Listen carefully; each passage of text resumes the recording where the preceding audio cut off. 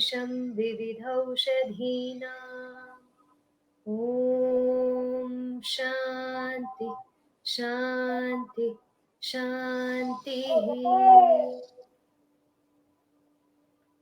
Good morning to one and all. Sorry for the delay in starting the session. We had some technical issue and network issues. So now it's all sorted.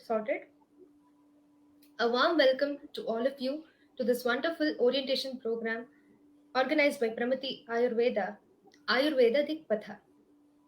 Ayurveda Dikpatha, as the name says, we are going to learn about Ayurveda and its value for life.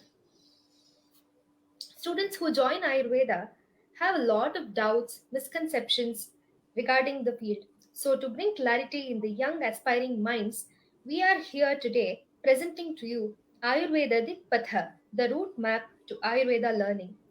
It's for the first year BAMS students. In the first of its series, today we have with us Dr. Ranjani Desh,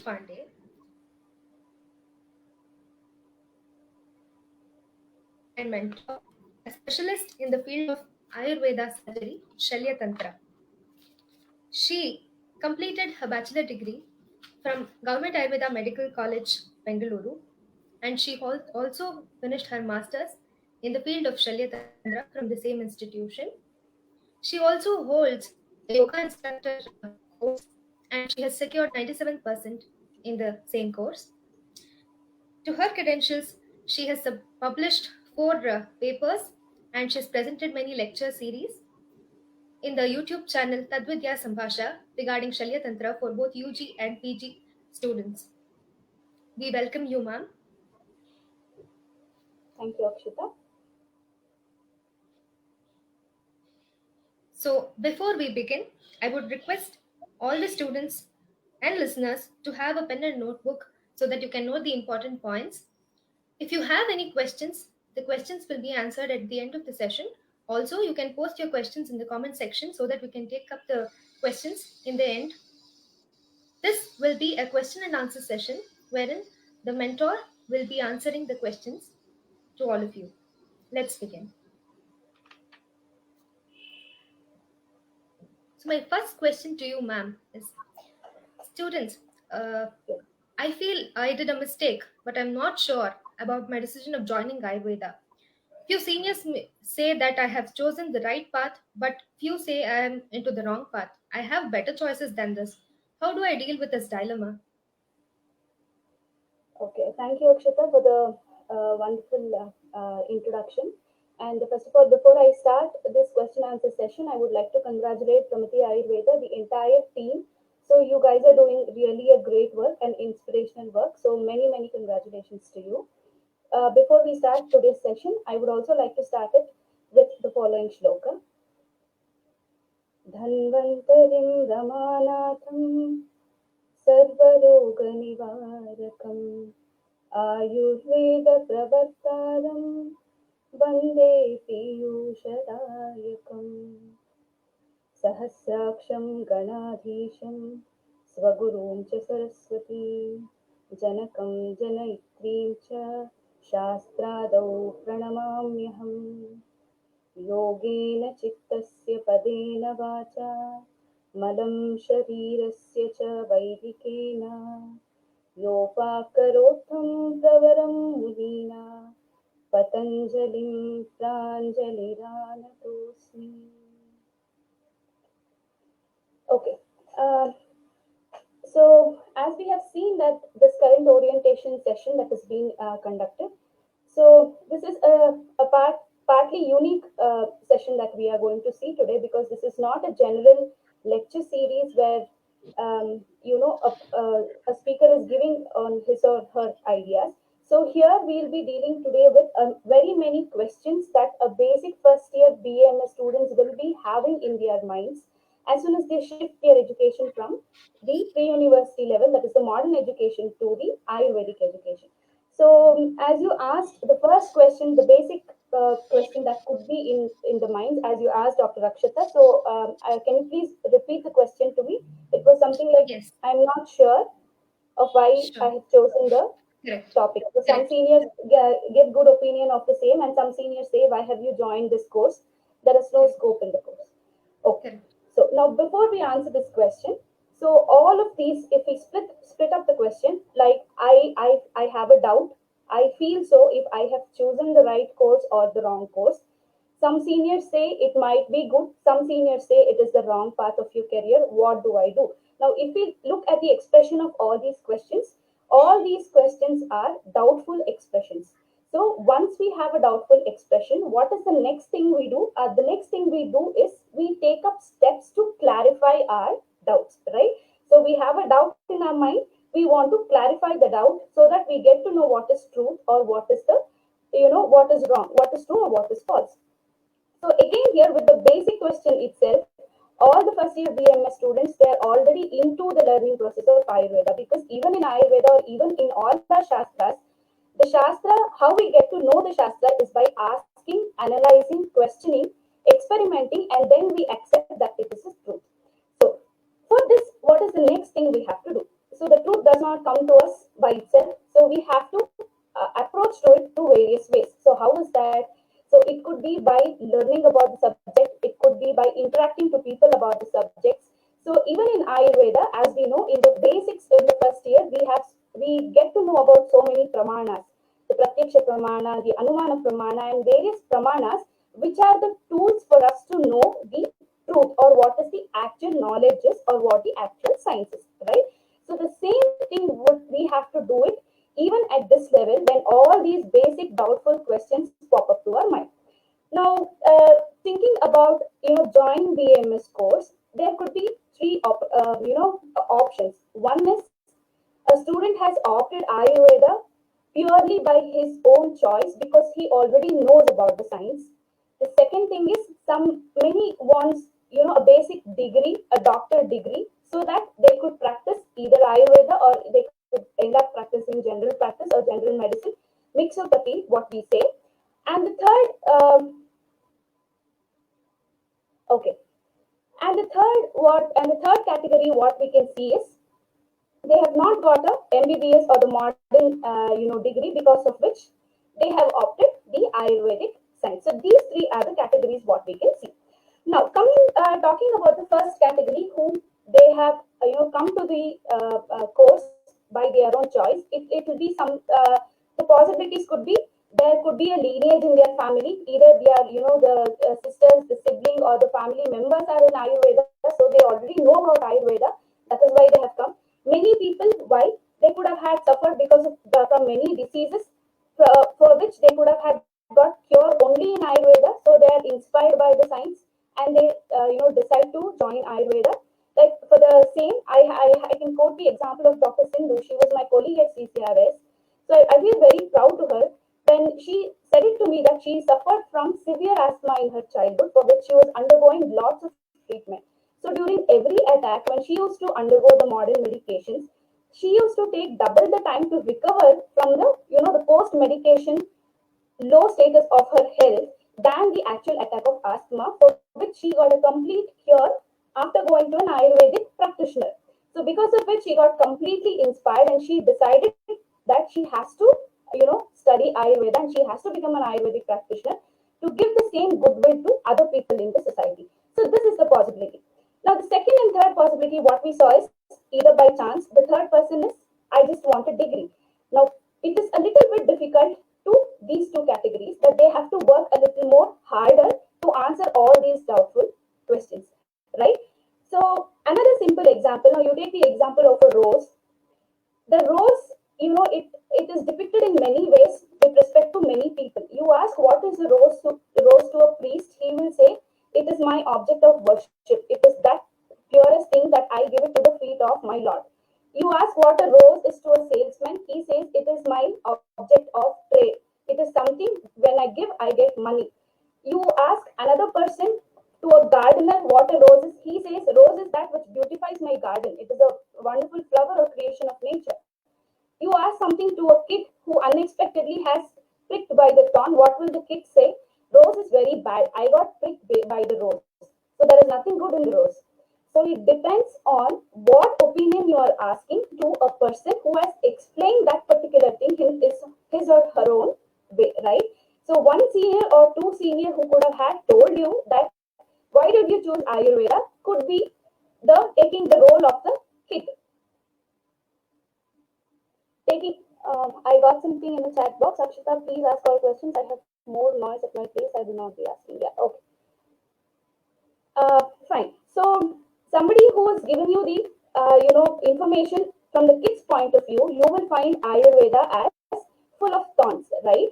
So the same to one senior, he could tell it that Ayurveda is nothing but a barren piece or an endless desert. But to an other senior, he could tell that it is the most fertile piece of land. Because why? Because he has identified it to be fertile and he knows how to grow his own crop on the fertile land. The only difference is in how much effort we have put. Okay. So based on this, each and every perception changes. So you're not supposed to stop at one opinion where your senior says, "Why did you choose this?" You have to ask 10 more seniors to come to a conclusion on that choice or on that opinion that Ayurveda is not useful. Definitely not. Who knows, 8 other seniors could give you a positive note on how useful and how authentic the science what you have chosen is. So this is my answer to the first question, Akshata. Yeah, thank you, mom. Thank you so much. So, my second question to you, Yeah. I don't know anything about Ayurveda learning. Actually, I came here by chance. Please tell me what I have to learn or study as an upcoming Vaidya. What are the different subjects that I have to study for the first year BAMS syllabus? Yeah, okay. Fair enough. Fair enough. So before we answer this question, I would like to quote the shloka again. So all of us are very familiar with this. Purnamadaha Purnamidam Purnat Purnadudachyate Purnasya Purnamadaya Purnam Evava Shishyate. So taking the example of a ripple that is created on the water, right? So once there is a ripple, you can see a circle on the surface of the water. That ripple will create another ripple around it, I mean within it, so that the first ripple moves apart, then there goes on. So every ripple that is formed is not incomplete. It will remain complete. Again, it is giving rise to another complete ripple within itself, right? So at the end, what happens? The entire ripple, the entire thing is a part of the water itself. So in the same way, Ayurveda is a science which is completely Purna. I would love to say this every time. So, how much ever you take it from the science, it will keep on giving you. So, it depends on your thirst and hunger, how much you want to take from the science. So, no matter how much you take from the repertory of Ayurveda, it will always remain Purna and you can never reach the final dimensions of Ayurveda. It is always irreachable. So, it depends on you how much you want to take and make yourself complete. So once you are adherent to this science, it will make sure that you will become a complete Vaidya, or you will satisfy the hunger of having good knowledge and the hunger of serving the society. So this is one thing what we have to keep in mind. So the next thing what you asked, I think it is that's what I came to Ayurveda by chance. So I don't know how to study Ayurveda, the various subjects of Ayurveda.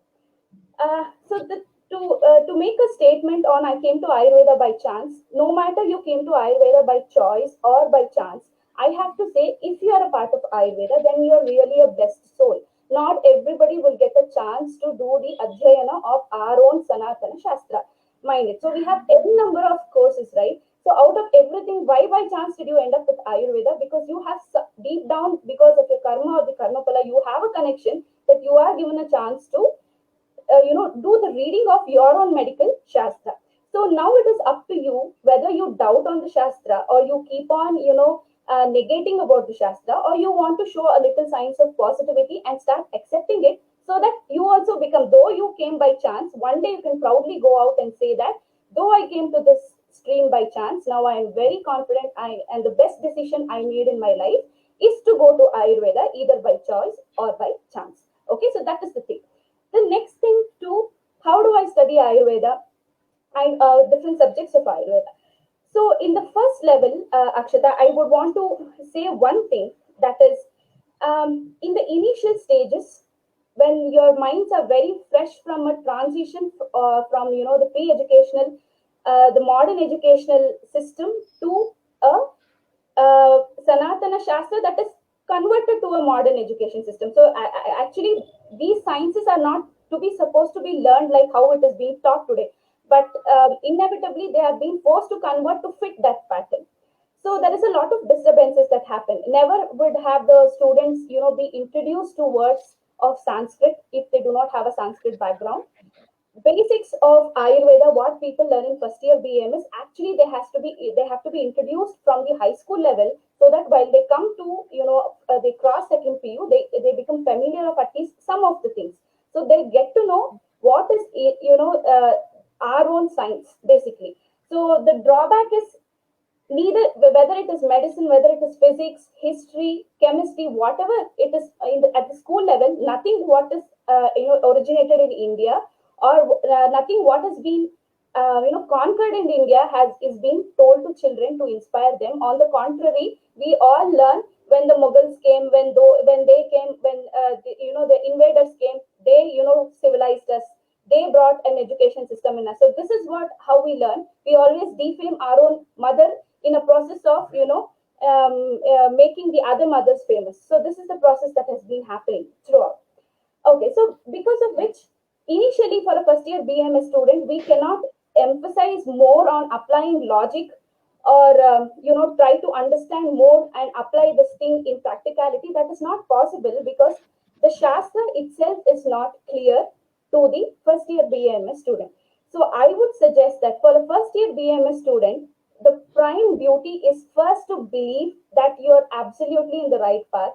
The second thing is, no matter what you are taught, kindly put your efforts to learn it, kindly put your efforts to imbibe it in yourself, so that this piece of education, what you learn in your first phase, then you will be in an ability to apply it or logically look at it in your further duration of the study. So even in Sushruta Samhita, Vedotpati Adhyaya, while he is concluding, Acharya Sushruta says, he gives one word patedhi. So that patedhi, that one word has many meanings. So how it is, how you have to learn is, it involves four. One is patha, one is arthagnana, then sadrusha karma, karma sadrusha, and next is abhyasa.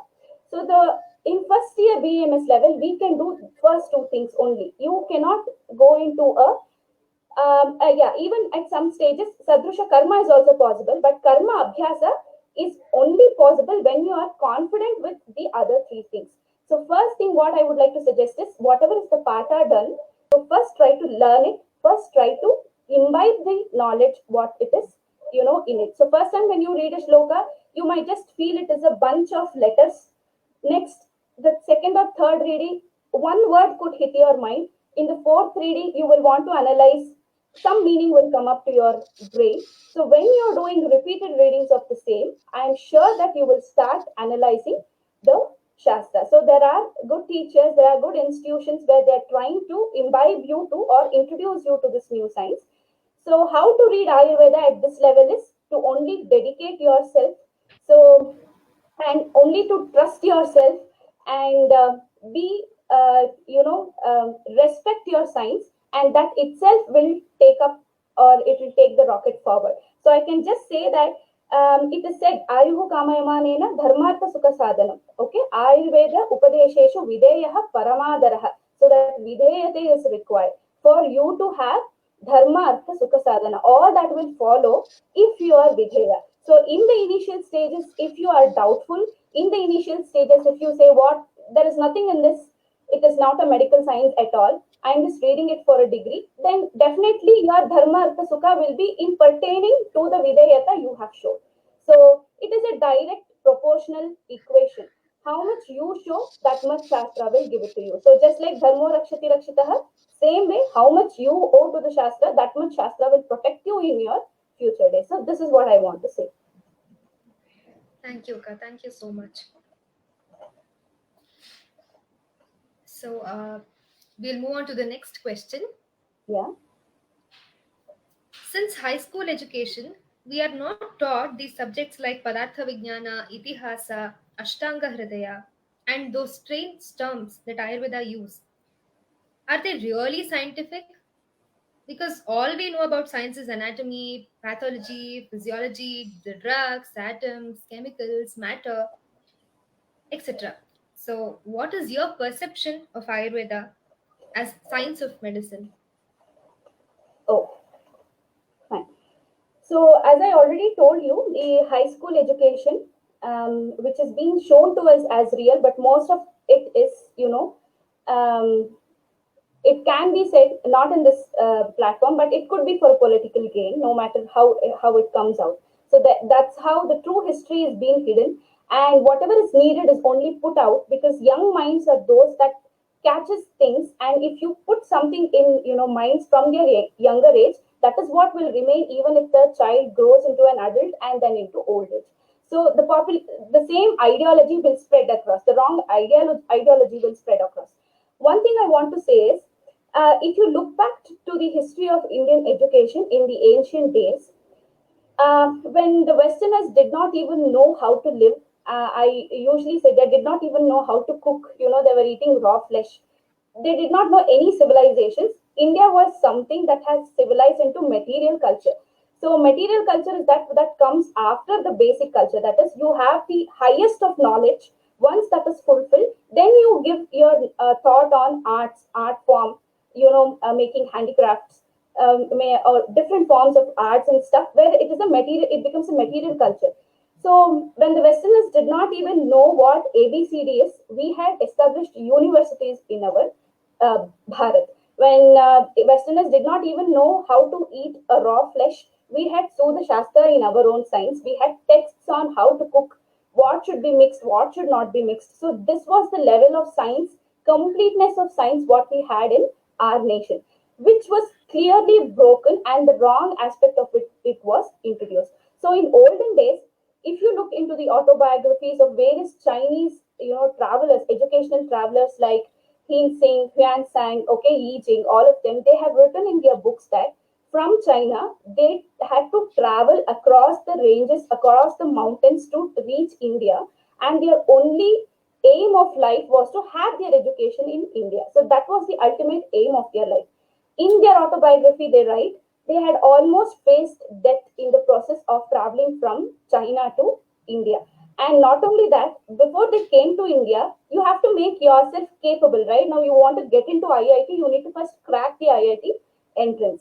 So, in order to come to India, though they had traveled to Indonesia to make themselves perfect with Sanskritam.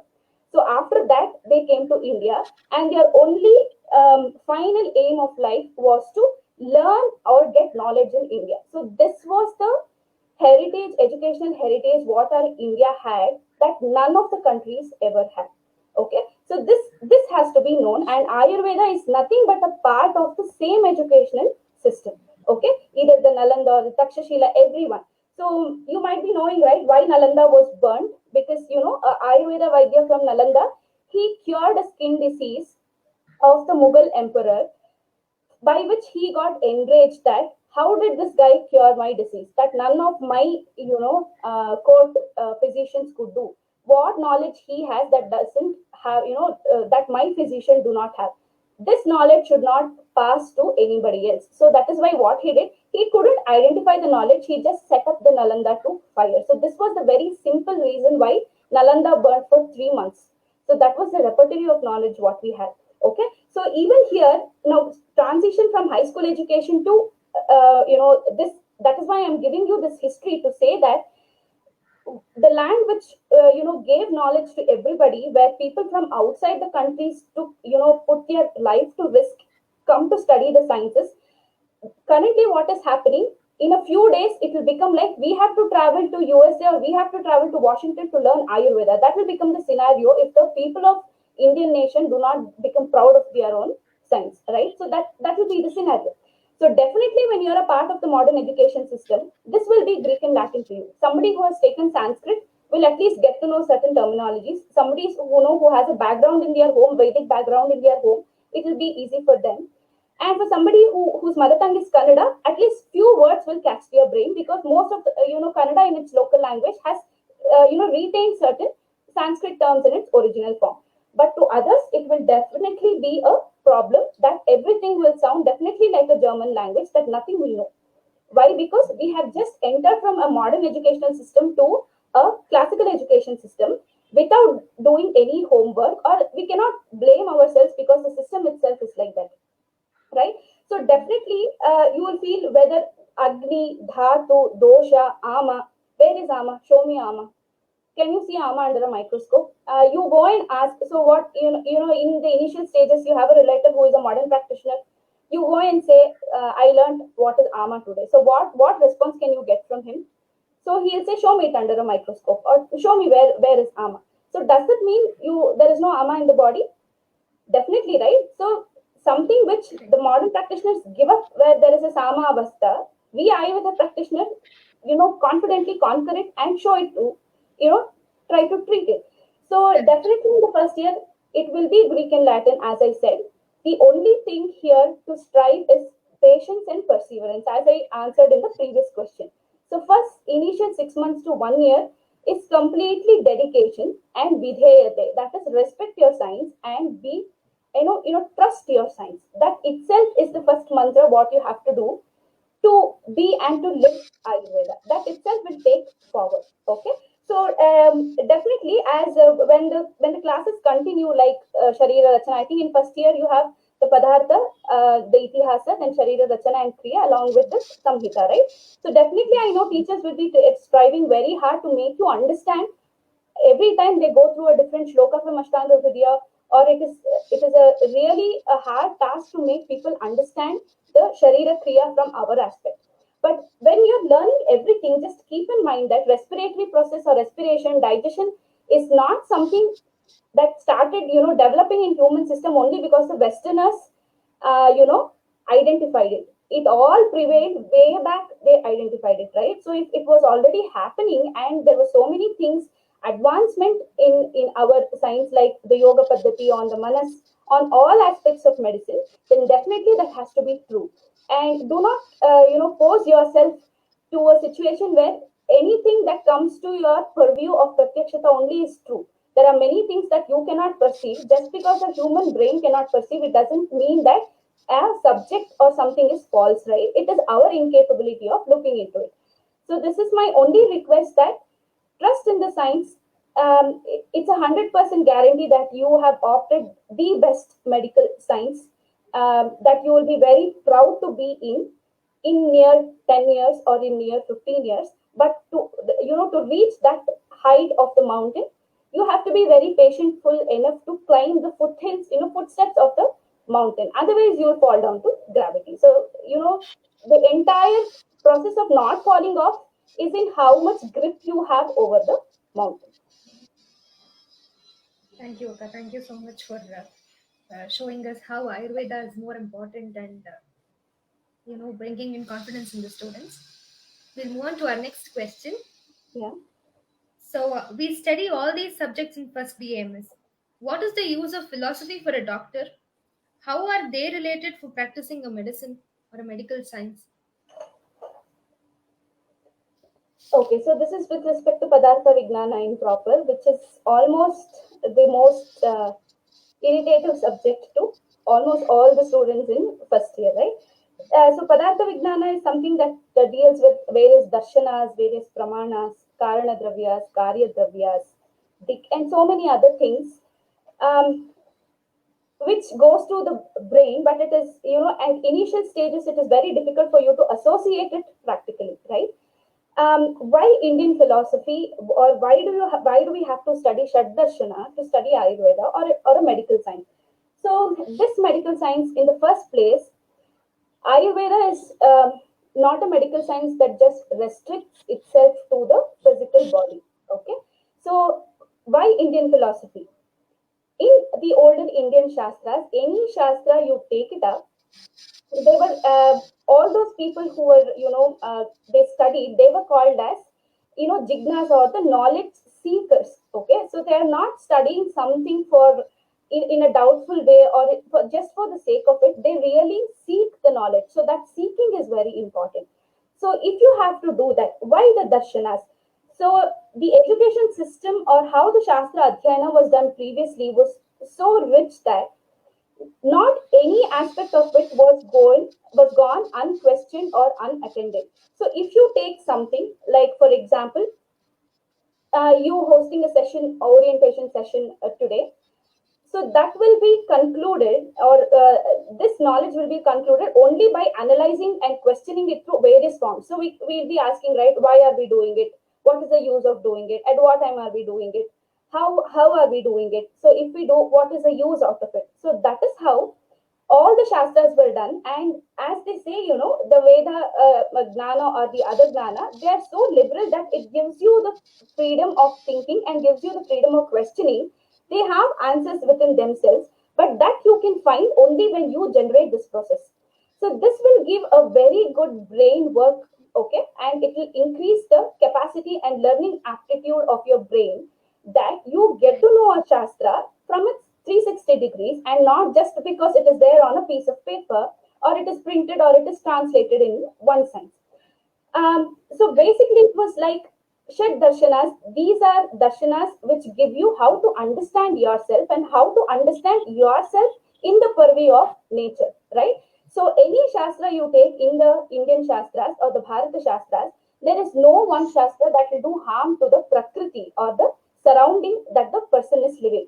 So it is even Ayurveda or even all the shastra is Sarva Bhuta Hitaishinaha. So even in Ayurveda, Charakacharya says how a Vaidya should practice Ayurveda, that he should think in mind all. It is not the existence of your own self, it is the existence of lack of other living beings around you. So comprising all, you practice one shastra. So to understand the relation between yourself and the Prakriti, you had all these darshanas that came up, and they gave you the knowledge. How do you know about yourself? How do you know how this universe came? How do you know this God originated? What is Pancha Mahabhuta? What is Prithvi? Why is Prithvi hard? So we say Prithvi is guna is Katinya. Jala Mahabhuta, it has Saraguna Madhura Rasa.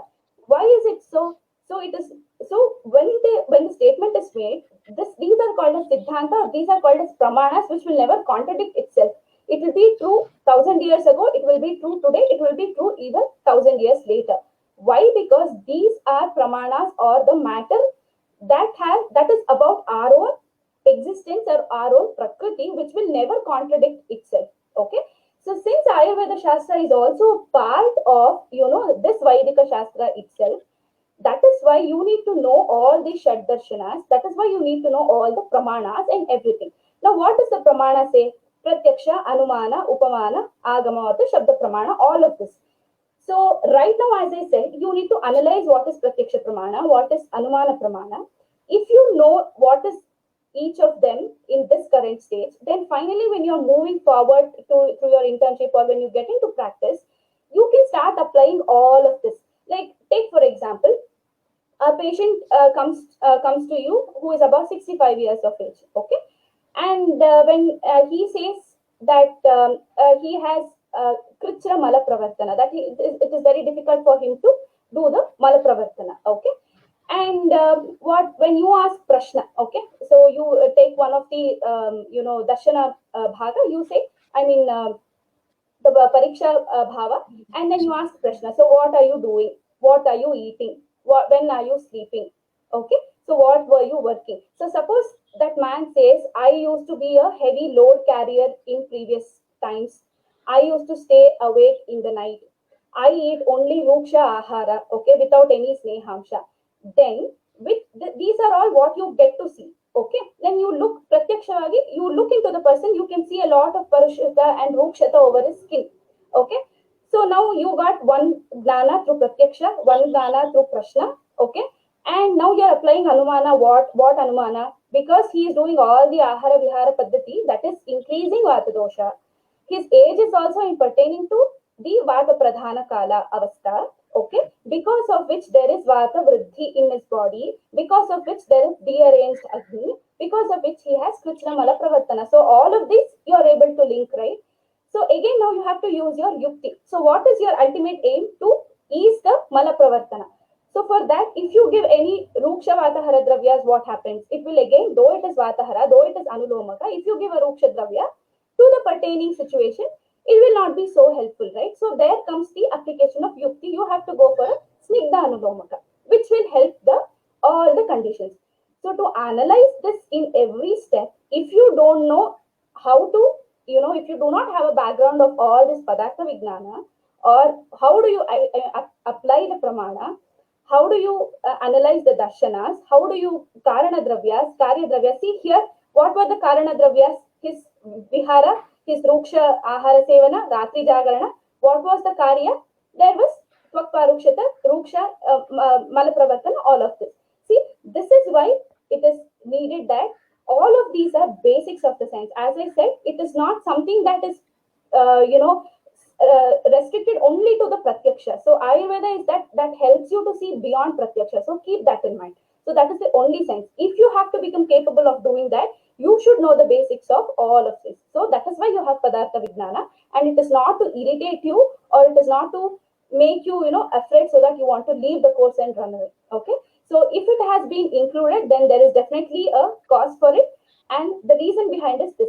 So one thing is, if you see the achievers in any field, may it be modern psychology, may it be modern physics or anything, look at their, read their biographies or keep looking at the statements they make. They will ultimately relate themselves to Indian philosophy. Okay, the famous psychologist, I'm sorry, I forgot the name, I only remember this just, he relates himself that the Bhagavad Gita is the best psychological book that can be available to the world. Okay, what he read everything modern, right? At the ultimatum, what did he relate to? He related himself to the Indian philosophy. So Indian philosophy is that can answer any question you have, no matter what field it is. It has answers. The only thing, as I said, is you have to try and you have to search. Then you will really get answers to all. So you consider yourself lucky that you are not reading Indian philosophy at the zenith end of your practice. You are starting it with the Indian philosophy. So your root is strong, your initiation is strong, and your experience becomes more and more strong. So consider yourself lucky to being studying this Padartha Vijnana. Thank you, Akka. Thank you so much. Uh, Thank you so much for explaining the fundamentals and the basics of Ayurveda and their significance on the students. So I'll take up the next question. Yeah. Every relative of mine says, "Oh, why did you choose Ayurveda? It's not a medical science at all. It's a pseudoscientific or a placebo or a something that is relatable to witchcraft or a mumbo jumbo." I feel really embarrassed with such questions. What's your opinion? Okay. Uh, so this even I have experienced truly. So I can relate to all these questions because today we are able to pick up these questions or answer these questions because we have been a part, or we have experienced all of these questions personally. Okay, and first of all, what your relatives ask, or when they mock at you, your friends mock at you, instead of calling a relative, I would like to call it as bandhu. Okay, so who a bandhu is? Okay, so badnati manah sneha dina bandhu. So first of all, I want to redefine the definition of this relative or bandhu. So keep in mind who are these, who does this definition, and you will have to answer your whole and soul to these kinds of bandhu, and not to those who deliberately want to mock at you or deliberately want to show lower your Target. self confidence. So to them there is no need to answer. So but for definitely this will be with respect to the current era where everybody is running behind softwares and hardwares, and where everybody wants to make money. Ayurveda is one phase. Until and unless you really work hard, you will not get money. So this is one thing. So you will not get easy money, like how they generate softwares that is neither seen. I don't there are so many softwares being done from so many years, but even now every software engineer who is efficient is paid in lakhs. But you repair an entire human system, which is so difficult, that is just right in front of your eyes. If you ask for a 100 rupee consultation, the patient will look at you, you're asking 100 rupees. So that is the scenario. So definitely all the relatives will be concerned about your choice of um, you know choosing this Ayurveda Shastra. But again, I just want to say what is that when they ask, now that even you had so many doubts, right? So by the end of the session, or by the end of your first year learning, you will gain at least some knowledge about what Ayurveda is, right? So even to them, as a layman, they'll be thinking what Ayurveda is. There is nothing, it is not scientific, it is just a traditional practice. So there'll be many misconceptions like that in all their minds. So they will want to ask you, if they're asking with a concern, then you also reply with a confidential concern. Okay, if they're asking at you to just mock you or reduce your demotivate you, Self-confidence. okay, then there is no need to prove yourself over and over again to such people. Why? Because they are targeting your mental factor, and they're not targeting your, it is not because of the concern. Okay, so in that cases, what happens, they know that you're in the initial phase, they know that even they don't know Ayurveda, even you don't know Ayurveda. They know some layman part of Ayurveda because they're elder to you, right? They have had some experiences. They would have had read some article. They would have had seen some YouTube video, because of which they are, it is not the actual knowledge of Ayurveda, but they know some things, some knowledge on Ayurveda, which even you don't have. You don't have even that also. So that is why they try to mock you, or they would want to ask you. Okay, so I really hope that by the end of this session, or by the end of all these orientational sessions that is happening online, or would have already happened in your college, I hope that you guys gain at least some confidence to answer back to them that it is not something that you're studying that has to be very panicked about. Okay, so that is the thing. So I had my own relatives who had, really had so many doubts. What an Ayurveda physician can do, what do they know about anatomy, what do they know where the intestine is, what do they know where the liver is, where will their tablets go. So all such question will come. So as I told you, if there is a concern associated, you need to answer back. If it is not there, take your time. If you have gathered the courage through these sessions or something, now at least you're starting feeling a little confident, kindly answer them back that kindly do not mock the science without without having the knowledge about the science. Kindly speak about anything only when you possess the knowledge about something. I might be at the scale 0 today, but I am confident enough to reach scale 10 after 5 years. If you yourself be confident, show such a level of confidence, then no person will dare enough to come to you and mock at you or demotivate you. Thank you. Thank you. So I'll, without wasting any time, I'll just take up the next question. Um, so I feel, numb when somebody tease me that I have joined a leaves roots or a powder. So puele, suna, that kind of a science. And they have tagged herbalism to Ayurveda. Is it true, or how do we take it up? Okay, so this is a general myth actually, that Ayurveda is everything, nothing but, it is something to do with leaves, and it is something to do with the roots. So that is what is the general myth in everybody's mind. Okay, so even many of my friends themselves have also referred to the same.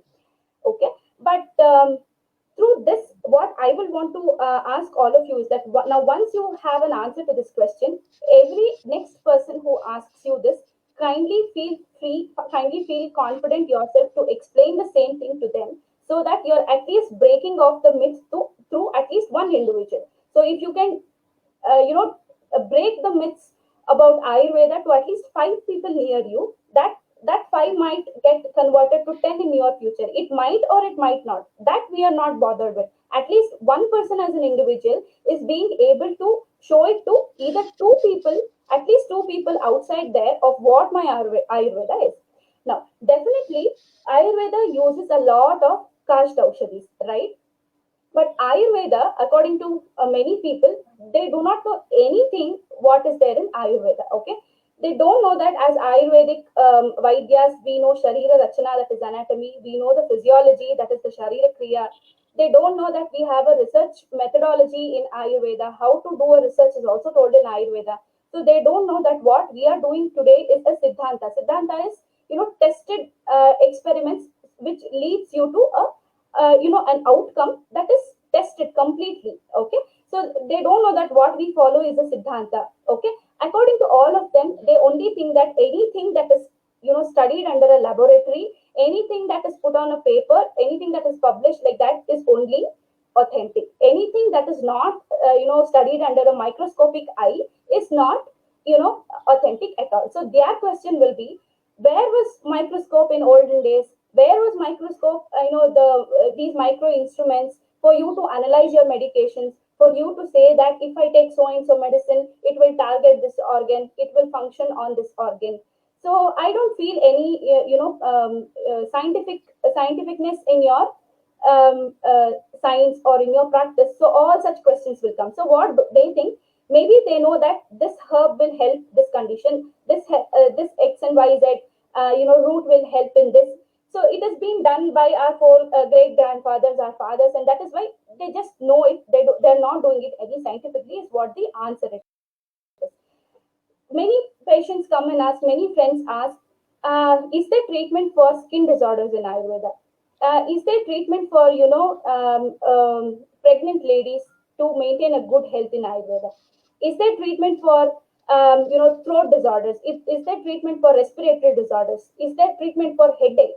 So all these small questions, what does they show it was that the outer society is completely numb about the knowledge what is there in Ayurveda. Okay, so for that, one simple thing what you can tell to people like that is, if our science was wrong, if our science was not rooted, you can just say this example. I always like to say this example everywhere. So suppose a Deepana Pachana Dravya, take like for example Chitrakadivati. So thousands of years ago, if an Acharya gave, it did Deepana Pachana, and the patient would have wanted to have something. It would have increased his appetite and hunger.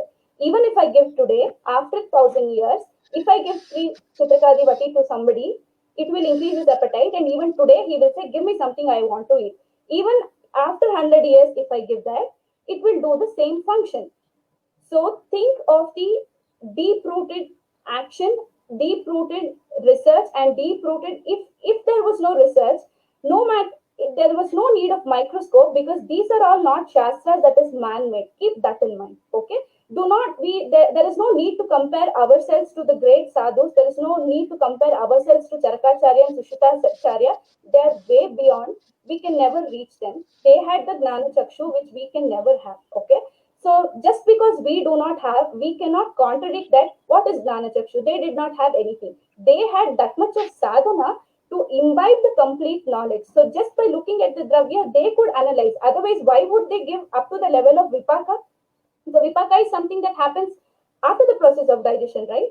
If they could not analyze the constituents inside a kashta aushadhi, how could somebody say this will increase vata, this will increase pitta or kapha? So there is complete analysis, and there is a complete output of whatever is being analyzed. So a simple, we could just say that quote a medicine that is researched. For example, a simple medicine like ranitidine or something which was even safest for pregnant ladies is now considered to be toxic. Now, what happened to all those pregnant ladies and all those humans who consumed it for decades and decades, right? So it is not something that today it is so and so, and day after tomorrow it will change. That is not our shastra. That is not something it will not contradict itself. Okay, I am not saying like there is also another myth that there cannot be side effects with Ayurveda, which is very, very wrong. Our Acharya itself has said that if you don't know how to use a dravya, it can be amrita or it can be visha, right? So that again goes on your yukti and how the amount of knowledge you have gained to use the same dravya to put it as an amrita to the patient. Okay, so if it causes a side effect, it is because of your incapability to maybe, or mistakes do happen. It is because of our mistakes that we have not analyzed or we have not studied, and it is not because of the dravya. So any dravya or any herbal medicine, whatever is told or whatever is the practice of aushadhi in our classics, it is not just a traditional practice. It is out of complete, experimentation that they have given so many falashrutis. So something that cannot stand for 5 to 10 years cannot talk on a science that has stood for 3,000 years, right? So this one simple um, statement could help you answer all your friends who mock at you for this reason. So make them understand that it is not just herbs that is dealt with. Make them first understand that we want to make our patients or we want to make the people be healthy. Suppose in case they get a disease, only then we want to treat. It is not a business mode here.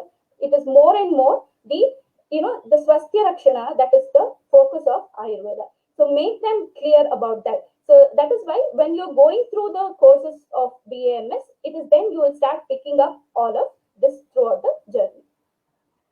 Sure. Thank you so much. Now that we have learned so much about Ayurveda, what are other astonishing facts that Ayurveda has? We are very eager to listen to them. Is what the US are opining. Could you please tell us, uh, Akka? Okay, so you want the astonishing facts of Ayurveda. Okay. First would be Ayurveda itself is astonishing. So it's like a deep, it's like a huge sea, deep sea. The more and more you dive inside, okay, the more and more gems you get outside. So that is how the science is. Okay. So as I answered in the previous question, Ayurveda is a science that is completely complete. So this is what we have to look for. It has not left any part of it to be called as an incomplete science. Okay. So as I told you, there is anatomy, there is physiology. You should be knowing that you will get dissection classes in your first year. You also have to know that the first person to conduct dissection was Acharya Sushruta. Okay, so he knew how to select a dead body, how to preserve a dead body. He cut open the body. He gave all the numbers of the anatomy of the body.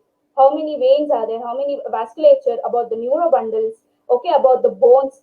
Uh, and you have to be surprised to even see that there is even the mentioning of the membranes also. So membranes are such tiny structures inside the body anatomy that it is very difficult for you to define and describe membranous structures in the body without using sophisticated physiological instruments. Okay, they have also told about there is physiology in Ayurveda. They have dealt extensively with all aspects of physiology. You know how the circulation happens, how the respiration happens. Okay, and with respect to anatomy, if you have to take like one wow factor or one astonishing factor to say is now as you move forward, when you read about the nephron, right, which is the unit of the kidney. So in the nephron, there are many vascular bundles. You have the arcuate artery, you have the arterioles. Okay, you have the interseptal veins, interseptal artery, all of that. Okay, now go move when you have time. Once you read through the anatomy of the nephron, then go back to read the anatomy of the the Mutra Kosha, what Acharya has told in the Nidhana Sthana while he is explaining Ashmari. You get to see each and everything explained in, as in, you can draw parallels between both of them. So where, nephron itself is a tiny structure that is not visible to naked eye, then think of the vasculature that is giving, that is supplying to the nephron. That is also there in that shloka.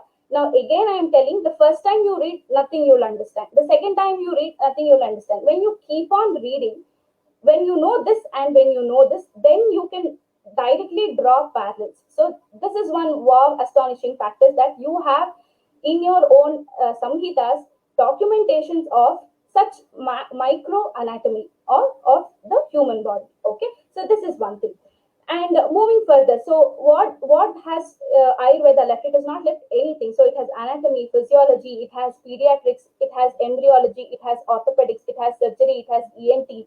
Okay, it has ophthalmology, it has epidemiology, it has toxicology, it has pharmacology. Anything you take is being told in Ayurveda. Okay, so all of this, it is very difficult to tell each and everything of it in the in a short span.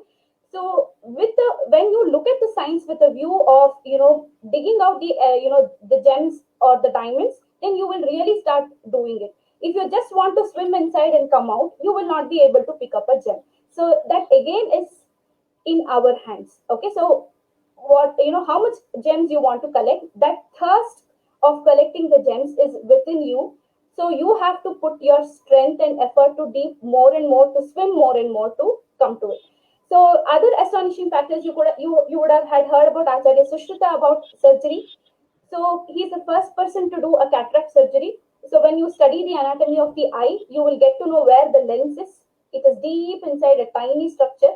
So Acharya Sushruta is that who has given the landmarks, how to access that lens and how to change it. So he successfully operated cataract surgery. The same guidelines are used even today. The other astonishing factor is plastic surgery. Okay, an extensive explanation of plastic surgery is told. Okay, one simple thing, it might be a little difficult to understand. I'll try to make you guys understand. So in plastic surgery, there is flap surgeries. Okay, where you remove the flap from one place and you put it onto another place. Like now, for example, so suppose here there is a injury. Okay, there is the tissue is been lost in this place. Okay, it is lost in this place. Now you have to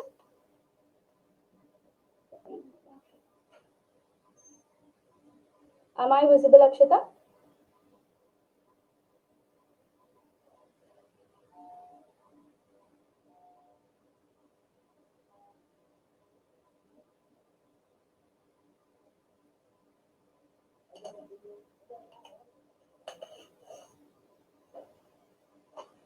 Am I audible, You can Akshita? yes, yes, you're audible, Akka. You can continue. Yeah. Okay, so I think it got cut at this place. So suppose now this part is injured, the tissue is lost, and you want to replace this part with something. So what the flap surgery, what they do is they remove the tissue from somewhere else, from the nearby surrounding, and they cover it. Okay, so that what happens, a fresh wound is created on the place from where you took the tissue and put it.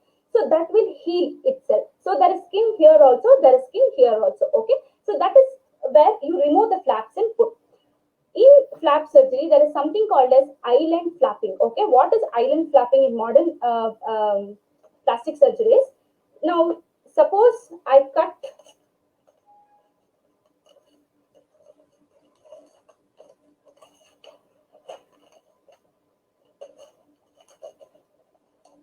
okay, now I have cut my piece of paper like this.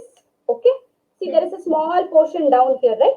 So Correct. this is my flap. In island flapping, what they do, this is like the small piece what I have left as a stock here, that will have a vasculature, that will have a running nutrient artery within it. Okay, so what I do, I cut a layer here, okay, along with the artery, and I put this flap downwards to cover the portion where there was a problem. Okay. Okay, so what happens here? There is a nutrient artery that is within this pedicle, so it will be supplying. You're not cutting off the artery here. You know how complex procedure this is to do. This is also told, the exact methodology is told in Ayurveda, in plastic surgery, in the chapter of Karna Sandhana, where he takes a flap from the Ganda Bhaga to do the Karna Sandhana. So that is the extent. So if you do you think that if Acharya Sushruta did not have the knowledge of this microvasculature, he would have had told such a procedure, and he would have had documented such a procedure and practiced such a procedure? So to all people out there who says that Ayurveda is unscientific, Ayurveda is, the methodologies in Ayurveda has come as a part of tradition. They do not know nothing about the science, nothing about the body. This is the best answer you can give, that you have documentation of microvasculature, you have documentation of the chromosomal number. What more do you want when all this physics was absent? So whatever is the advancement you can see in modern medicine today, it is because the physics has joined the medicine, right? If the sphygmomanometer is what? It is pure physics, because of which you are able to measure the blood pressure. So there are many aspects of which our acharyas has given to us completely in a complete nutshell, that they are making it easy for us to understand and imbibe to us. Okay, so always these are very minute, astonishing factors that I want to quote. There is also when in the practice of trauma, how you have to treat trauma, Acharya, then also there are various methods of treatment of fractures. There is various methods of amputations, how you have to ampute, you know, at what stage you are not supposed to ampute. There are so many things that is there in Ayurveda. So, as a common man outside, they will not be knowing anything of it. And for them, as you said earlier, it will be only a science of herbs or a science of roots. Okay, which you, as Ayurvedic students who have stepped in now in the first year BMS, I would want you all to kindly dedicate yourself completely to the science. Feel yourself very very lucky to be having studying the science, and this is how you need to imbibe the knowledge yourself. And when you come out of it, I at least then we are in a position to tell these all these facts to another 10 people out there. So we need not address a huge gathering like 1,000 people or 10,000 people. There is no point in it. Maybe only five are listening in that huge gang. Even if you're talking to either five or two or three, make an impact to them that your science is the best medical science, and you're a part of the science, a complete medical science, and you're proud to be a Ayurveda Vaidya. So this is what I want to answer for your last question, Akshata. Thank you, Akka. Thank you so much for explaining the elaborate description of Karana Sandhana, and making students understand about this. So I would like to Yeah, ask I one last also question. forgot to mention about embryology. See, there was no USG, Right, right, way back. But right, don't you get right, descriptions of the development of the garbha? How did they do it? right. So now you cannot contradict on the chakshu, gnana chakshu of the acharyas, right? Just because we do Correct. not have it, we do not have that power. We do not have so much of siddhi. What are we doing? We are, in a 24 hours day, almost 20 hours we are spending enjoying, and maybe in 4 hours, 2 hours, maybe we are thinking of Ayurveda.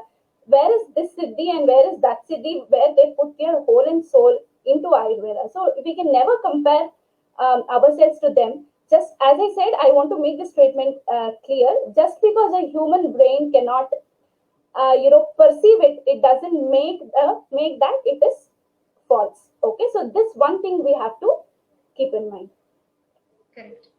So thank you so much.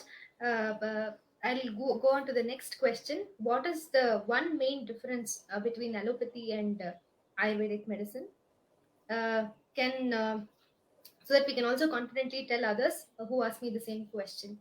So, what is that one difference between the science, both the Okay. sciences? So the first thing is allopathy doesn't see the human body as a part of Pancha Mahabhuta, as I told you again. Um, so the body can absorb and assimilate something. The body is made up of Pancha Mahabhuta. The Prakriti is made up of Pancha Mahabhuta. So your Sharira can take something which is only made up of Pancha Mahabhuta and not a Kritrima Dravya. Okay. So either if you're using a Kritrima Dravya, like what we have seen in our Rasa Shastra texts, you have to have the ability to process it so much extensively that it is not causing any harm to the body. Okay. On the contrary, when looking at the treatment aspect of the modern medicine, where we are using laboratory made chemicals, so that is where it is not it is not a part of the Panchamahabhuta. You are preparing something artificially using chemicals, so it will definitely precipitate in your body. Okay. And Right. on the contrary, again I'm telling, there are so many people ask, you're using heavy metals, there are metals, rasaushadis and everything. So in the first place, so that is why, what is the falashruti given to the rasaushadis, wherein you need quick action, wherein you need strong action, and it is given in alpa matra, right? So you should have the yukti of how you're using the rasaushadi. So you give it to a patient, and you would have had given it only to 7 days. The patient has taken now it for 3 months. So whose fault it is? So make sure that when you're prescribing, you prescribe the correct matra and correct dosage and correct timing for rasaushadis, so that you are right on your part. educate them that these medicines are not to be taken over the counter, and they're not supposed to be taken just for the, to subside the symptoms. So this is the first thing. Now, the second difference between allopathy, so the basic difference is that Ayurveda sees the Sharira as a concept of Pancha Mahabhuta. The second thing is that in modern medicine, many things are restricted only to Pratyaksha. As I told, Pratyaksha Pramana is the thing that is ultimately restricted at the level of modern science, and they do not go beyond it. Where our science, it goes beyond it. Okay, it goes up to the level of Manas, and it goes up to the level of various koshas, Pancha koshas also. So it to the subtlest sukshma was also the our body goes, the Ayurveda goes. So another difference is, you could have had seen that when you start learning a disease, the etiology for every disease, you will have at least out of 100 diseases, 90 disease you will have idiopathic cause, right? They do not know what is the cause, why the disease is happening, while you can draw a parallel why this disease is happening, or you can draw some prapti with the knowledge of Ayurveda. You cannot show it to them the tridoshas through a microscope, right? So that is why they are not able to accept it, because as I said, they limit themselves to the Pratyaksha and not beyond Pratyaksha. So as I told you earlier, according to them, the concept of Agni, the concept of Samyata in the dosha and the Mala, the basic fundamentals of and the Trayopastamba, all of these are very important in the eyes of Ayurveda. Why? Because we look at the well-being. So suppose a person comes to us with some disease, you just do not treat that disease. You make sure that all these aspects that has caused the disease are also set right, so that he do not end up in the same diseased state again, right? This outer circle is not a part of Ayurveda, I mean not a part of modern medicine.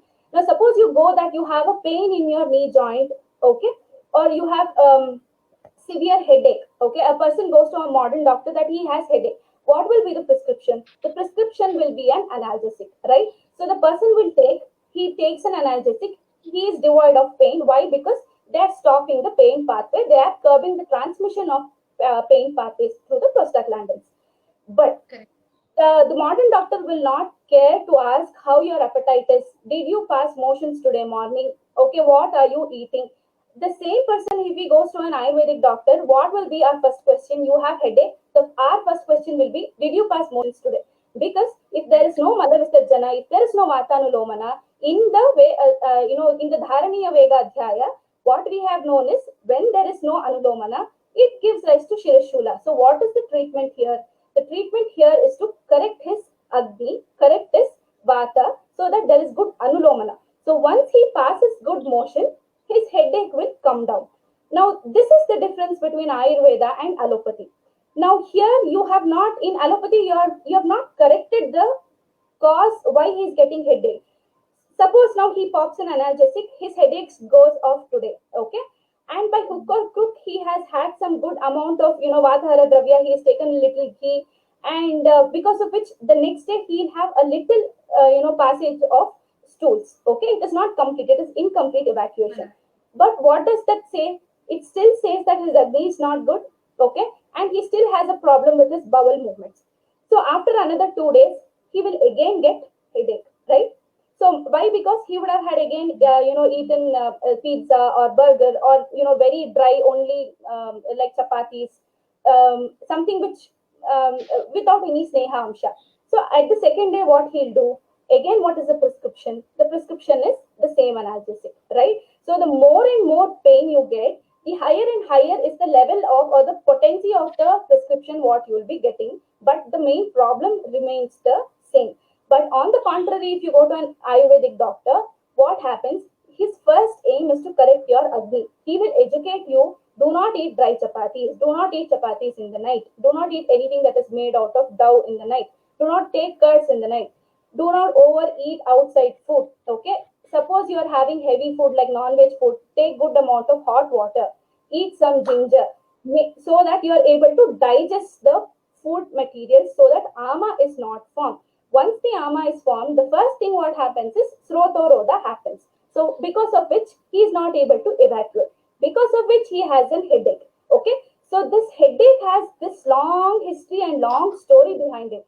which goes unnoticed with usual modern practice, which comes to notice with the Ayurvedic practice. Okay, so if you educate them, if you give a simple, Saindhava and Ardraka to be eaten before food, correct his Agni, and then give him a Vatanulomaka and correct his Patya. He has to be educated why he is getting headache, right? Then he will not do the same. Then he will not get the headache because of this etiology, right? So this is the basic difference between Ayurveda and allopathy. That, and there is a very wrong notion that Ayurveda is slow. Why Ayurveda is slow? Ayurveda is not slow. You are slow to coming to Ayurveda. So that is the one thing.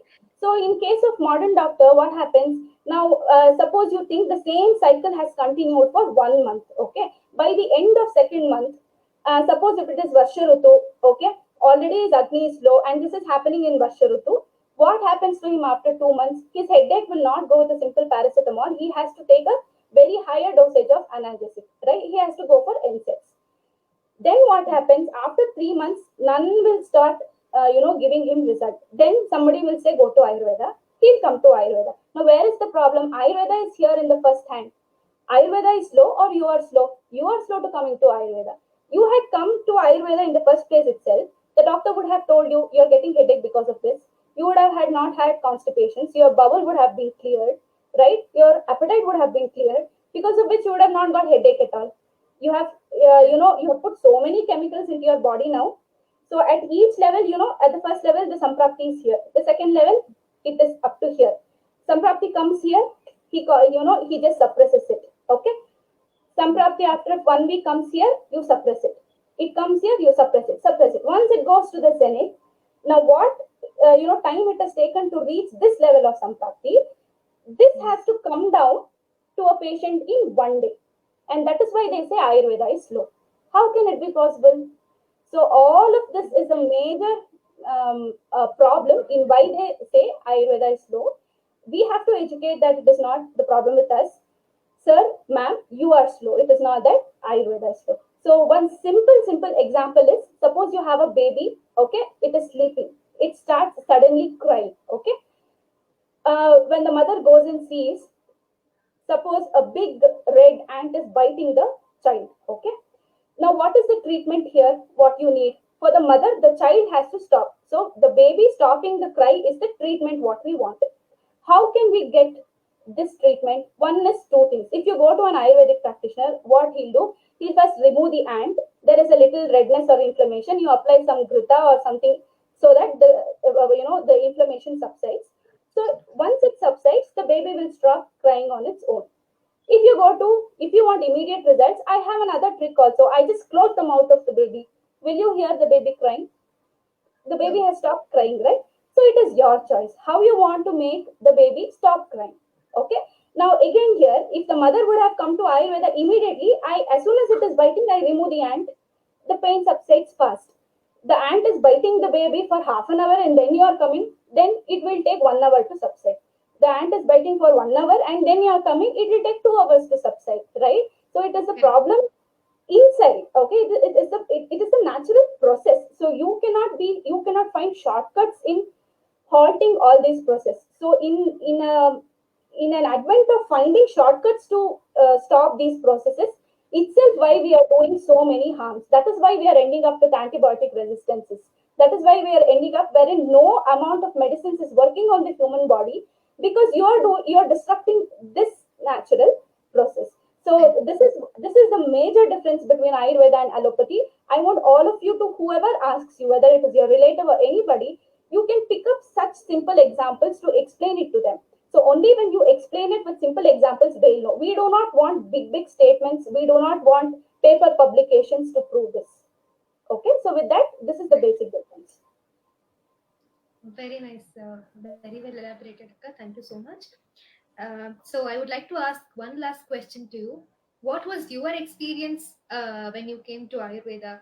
During the first year and during the course, what was your experiences, and how did you find it interesting so that the students can adapt the same methods if it's possible?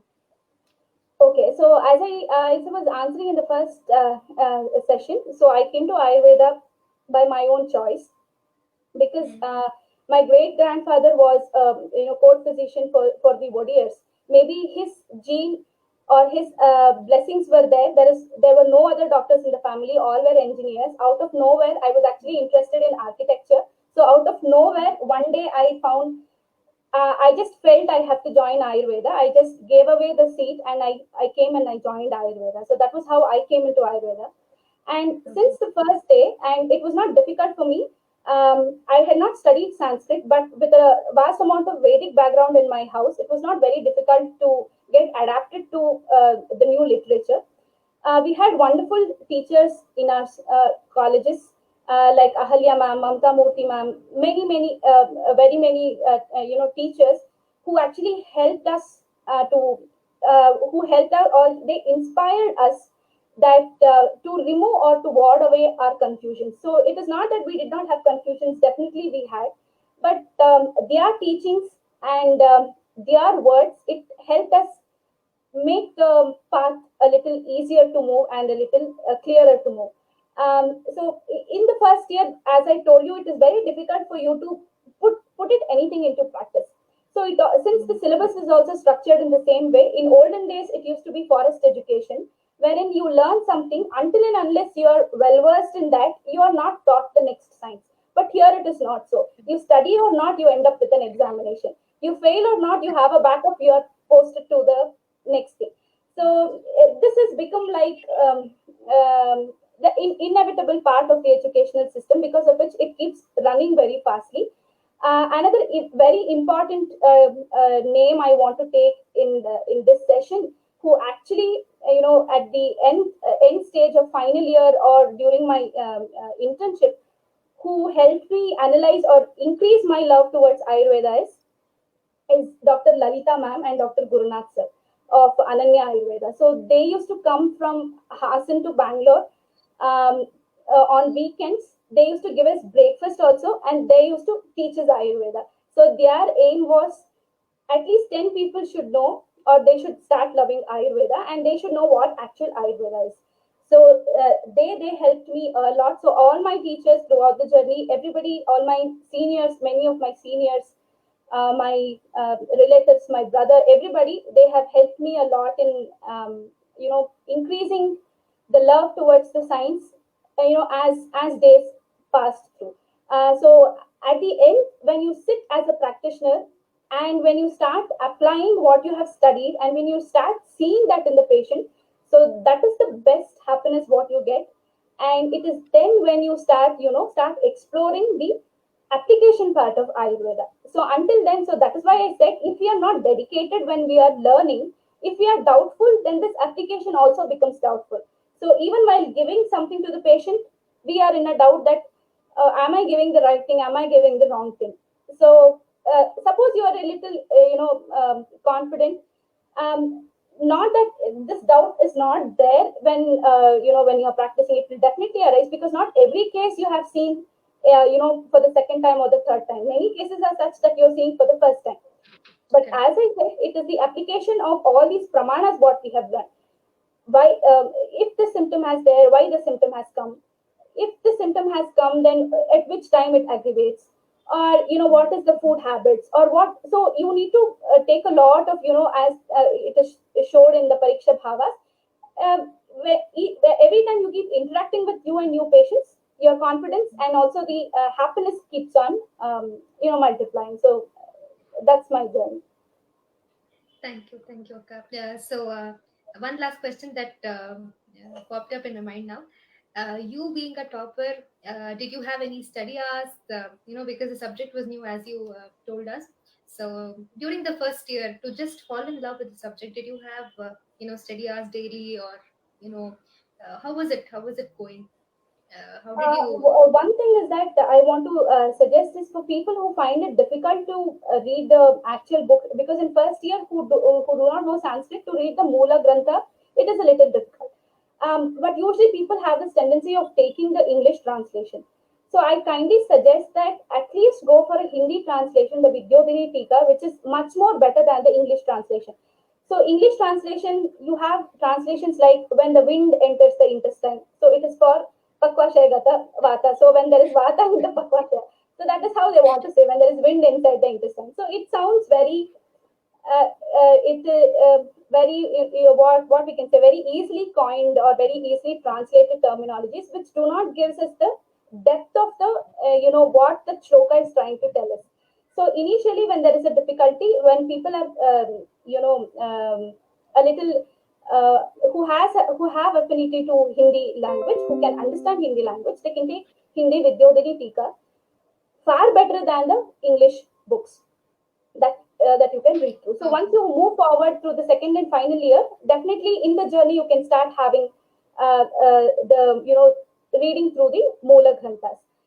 So actually there was no definite study hours or something like that, but there used to be a stipulated amount of quality time that used to be dedicated. So one thing what I have to say is, no matter whether it is a small assignment, no matter whether it is a simple internal assessment for 20 marks, whatever it is given to you, try to do it with the full potential what you have. So many a times, things what you don't read for an examination, but what you have done previously because of these assignments come up as a question, and you're able to answer it because of the work you have done on it previously. So that is why everything we do, it has its own fruits. So no matter whether it is when during the classes, many times the teacher asks you to do a seminar on any topic, or so that keeps coming, right? Once you move to the second years and third years, the teachers assign you topics, and they ask you to talk about it in the class or do a small PPT about it in the class. So whenever that happens, try to put in your 100% to that work what is assigned to you. That itself will help you in at least 3 to 4 places without your knowledge. It could be many things. Now, suppose in final year you randomly enter a quiz.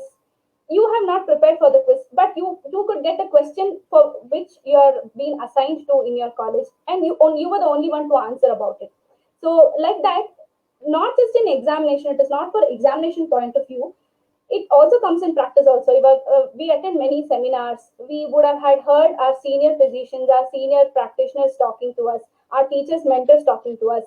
When they're talking, it is important that we give at least a little bit of concentration to what they're talking, because many of the times what you practice is than the reading, what you have heard and what you have worked upon a lot many times come to your brain faster than you sitting and struggling upon it.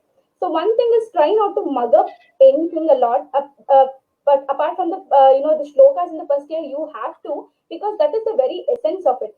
So once you start doing it, what is a by heart will finally start becoming a very easy task, like drinking water. Because you will start understanding the shabdas in the sutras very easily, that it will register in your mind very easily. If you read one shloka for the entire 6 months, then it is impossible to read 10 shlokas for your examination, right? So because your mind is new to it, your neurons should get used to it. So this is a major transition from one system of education to another system of education. At least keep hopefully, I hope that internal assessment comes back, because right now it is not there for the curriculum that is happening. At least even for internal assessment also, even if it is for 20 marks, whatever you're reading, read it completely. Okay, understand it completely and put all your efforts. So that is one simple thing that has helped me. So even in final year also, that is what we did. Not that from the first day to last day we sat with the books for 10 hours like that. It's not so. But from the beginning to the end, whatever we did with full heart. So whether it might be talking on a topic, or doing some seminar, or doing some PPT, or doing a poster. So we have in DG, when you go to DG, you have DG posters. You want to make assignments of making posters. So put your 100% in doing that poster. So without your knowledge, that a complete essence is getting into you. So ultimately, before the exams, that hard work is definitely there. So my thing is, if you do not have anything in your brain, you cannot write anything, right? So if you have to write something on the paper, it means that you have that thing in the mind. So that also again is an art. How you have to write. Okay, what are the topics to be focused on? Okay, so before the exams, definitely it used to be around 10 to 12 hours of continuous reading, especially for the final year UG. So minimum of 12 to 13 hours. Um, but priorly, it was not like any fixed hours every day. It was nothing like that. It was just a continuous, regular exposure and the joy in learning. That's it. Okay. Nice to know. Thank you so much. So today, I hope the students are enlightened with all your inputs and insights to Ayurveda. I hope they fall in love with Ayurveda and make sure that they learn Ayurveda very well and then flourish I into have one simple uh, question. If beautiful life. you can interact with the students, the very first question what you asked, I don't know if I have chosen the right science or not, or I'm confused, and I think I have taken the wrong path. I just want you to re-ask the same question to the students. At least if one kid says that, now I'm sure, so that will be the biggest achievement of today's session. So I just want your feedback for that. Definitely. We'll ask our students to give the feedback and let you know. We are very happy and we look forward to hear more from you, Akka. Thank you so much. Students, I hope you have you are being benefited with this beautiful orientation program. I hope it will be of some use to you. Fall in love with Ayurveda, practice Ayurveda, value Ayurveda, and we have other orientation programs coming up. Uh, Please check Pramati Ayurveda Facebook page for further updates. And I would like to thank our speaker of today, Dr. Ranjani Deshpande, who happens to be a senior in the college also. So thank you so much, Akka, for being with us and you know uh, just giving a wonderful insight to Ayurveda. Thank you so much. Okay. Thank you, one and So all. thank you, Akshita. As I told before, also, I really, really like to congratulate this good initiation. I'm very happy to see so many, active juniors coming up. Like it's your page, Pramati, and there is also one of Dr. Anagha's. She's coming up with the Satvam, I guess. So you guys are taking a very good initiation. This was not there priorly. Like honestly, when we were there, even we had no such ideas. Maybe because it was it was something like even more untouched piece maybe, and now there is even more better exposure to all of these online sessions and stuff. It's really good that students are having such great backups with them, that is giving them all, it's giving them true, authentic, and the complete piece of knowledge. So it will be like, I usually feel like in the class, if you go and teach a student of 50, among 50 might be 20 are listening to you and other 30 are in their own world. But what I Correct. feel is, when a student wants to look at this particular video, then it is out of his own will that he is looking into the session or the video. So then he'll at least put his full mind to listen to whatever is there in the video. So these are coming up as good alternatives to or almost equally potential online classrooms, as the institutions too. So I'm very happy, and I really wish Vishwa and you and your entire team of Pramati Ayurveda that you do lots and lots of good works, and Thank you. my Thank you so much. uh, prayers and love and everything to you. Thank you. Thank you. Thank you for Thank you so asking much, me to Akka. be Means a a lot. part of your phone. Thank you so much, Akka. Means a lot. Uh, Hope we can, we all can join hands together to bring up this beautiful science and create awareness among people and the students of Ayurveda. Thank you so much, one and all. We'll keep you updated and posted about the next session. Thank you once again. Thank you.